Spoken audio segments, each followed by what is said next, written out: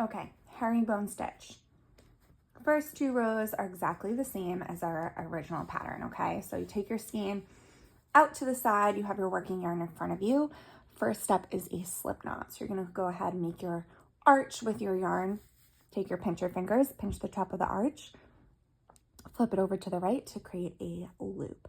You'll then take your pincher fingers, reach down through that loop, fingertips touch the surface, pinch that shorter tail, start to pull up while simultaneously reaching your opposite hand to the longer working yarn and pull through.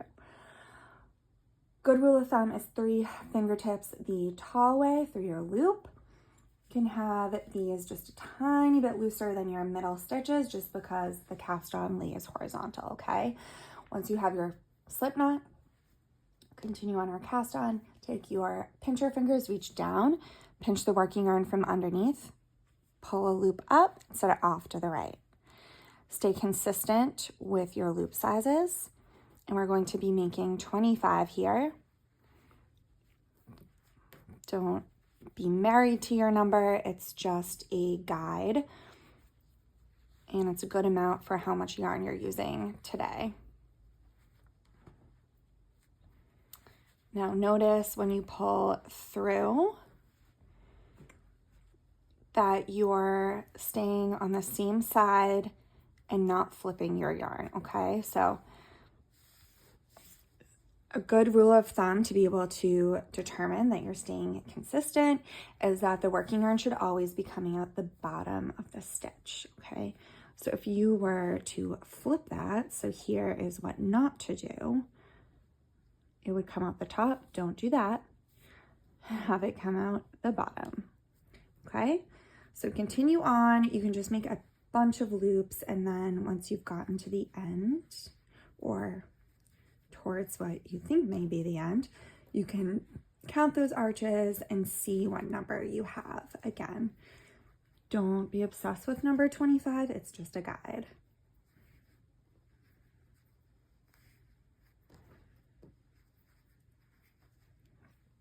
One, two, three, 4, 5, 6, 7.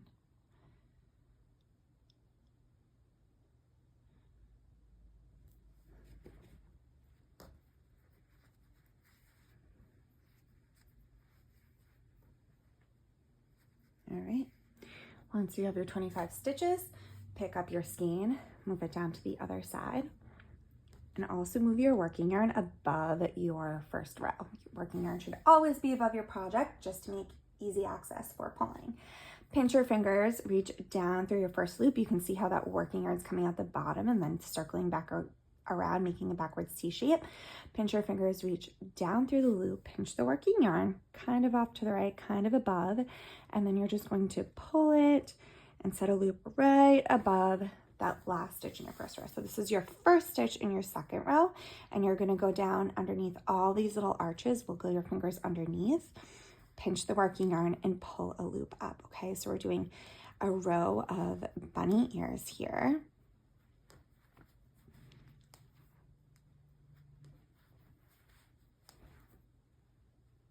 Again, staying consistent with your sizes.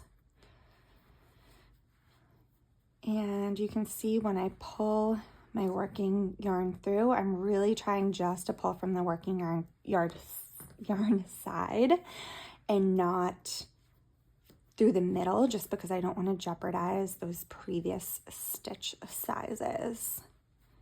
So I'm really trying to keep everything else nice and straight.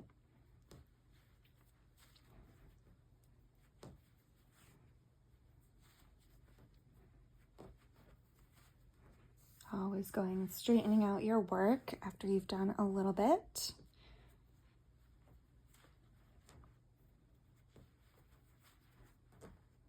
And there we go. Now we are getting to knitting. First and second row are always the trickiest, and you kind of catch on. So once you're at the end here, of course, the very first step is to always pick up your skein, move it to the other side, let out some slack. Now for herringbone stitch, you be a little more generous with your loop sizes just because we are going to be twisting them in a certain direction before we pull through. So we'll start down here. We're going to pinch your last loop in your second row, and we're going to twist it over to the right. Once you've done that, you'll reach through, pinch the working yarn, pull a loop up and through. Okay, so we're making another row of bunny ears. Come down to the second loop, turn over to the right, pinch the working yarn, pull it up and through. Okay, so normally in a standard blanket, I would say you can start getting a little bit smaller here with your loop sizes, but since we are doing herringbone, we can actually just kind of stay quite loose. Because of the twisting, we are sort of taking up more slack and using more yarn, and we don't want to get so tight that we don't have any room to pull a loop through above.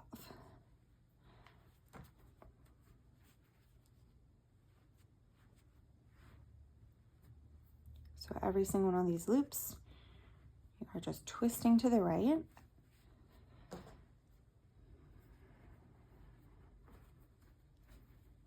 And the way that I remember which direction I'm going is I always twist in the direction that my skein is in.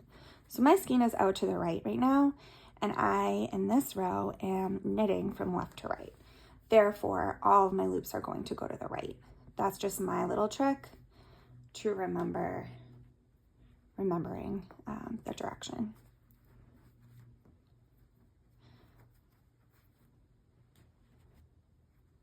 And after you knit a few rows, you can really start to see the zigzag herringbone pattern, which is so beautiful.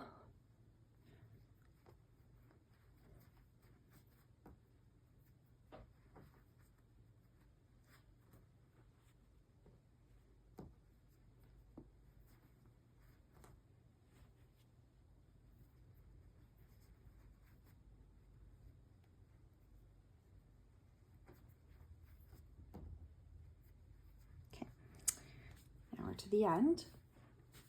We're going to go back the other way. So again, let out some slack. Your skein goes over to the left this time. And your stitches are going to also twist to the left. So you're going to take this first one and you're going to twist it to the left. So this front thread that you're seeing on the stitch is going in the direction of the left. And you're just going to keep doing that back and forth.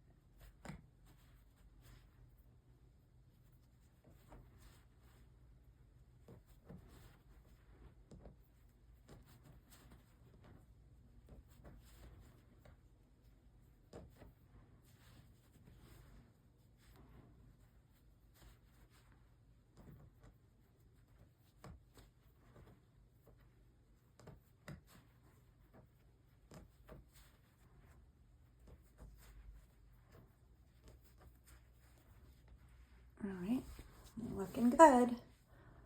Continue on, let out some slack. And now we're going back in the direction of the right. Pinch, twist to the right, pull through. Pinch, twist to the right, pull through.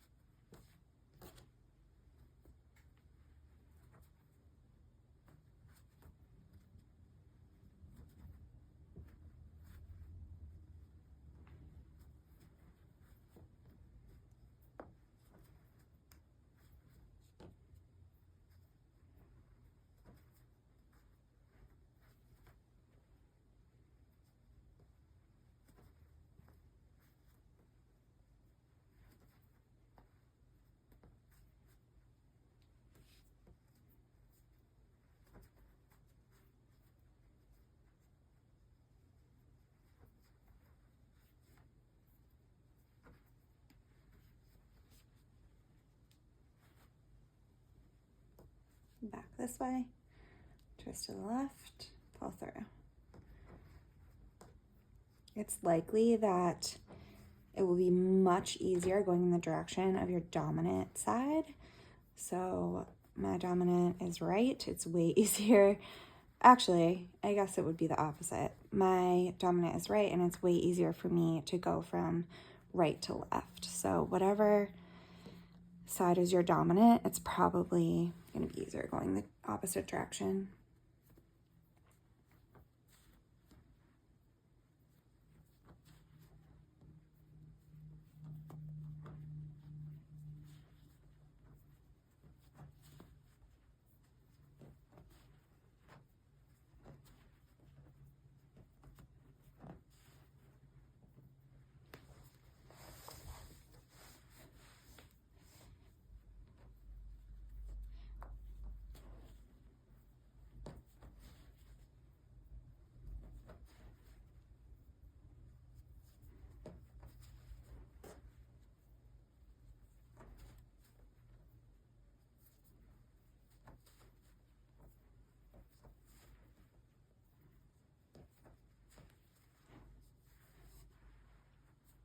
So pretty.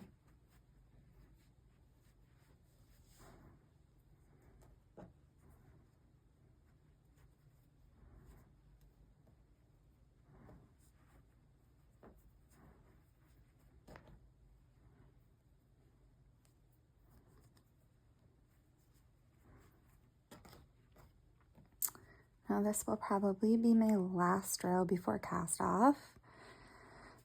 You can see how much yarn this stitch takes up just because of all the twisting, which is why we recommend having a little bit more yarn prepared, or if you come to one of our events or private parties, we will be giving you an extra skein because of all the twisting. The stitches are just a little more compact. The blanket as a whole is a little more compact. So we don't want you to have too small of a blanket, but it does make for a really pretty pattern, just a little bit tighter with all that twisting.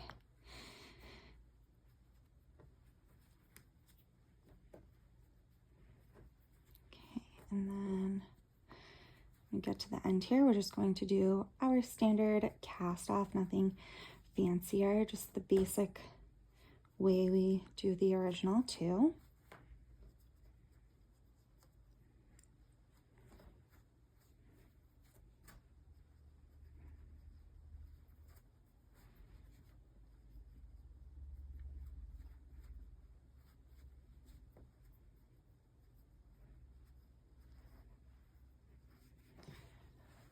I guess the only difference with herringbone cast off would be that you are twisting. Okay, so going to start the first two like you would any other row. Twist to the left this time, pinch, pull through, twist to the left, pinch, and pull through. Now we're going to reach through the outer, pinch the inner, the outer eats the inner stitch, okay? Come back down, twist to the left, pull through, outer eats the inner. So it's the same technique as the original cast off, except we're just zigzagging, twisting before we pull through.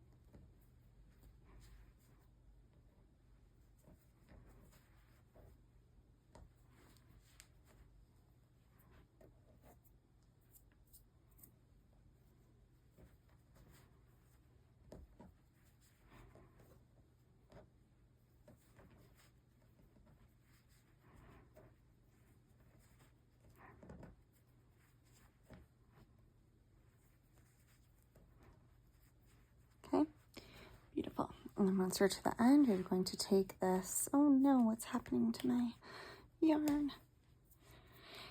I'm going to just go ahead and cut that there. You're going to take this tail, stick it into that last stitch, pull nice and tight, and then you can flip over that corner and literally just tie a tight knot onto whatever stitch you can get your hands on. Just stick it through and then just go ahead and tie a nice little square knot, just so it's nice and tight, and then pull really tight. And you can trim it off. You can also trim off the slip knot area.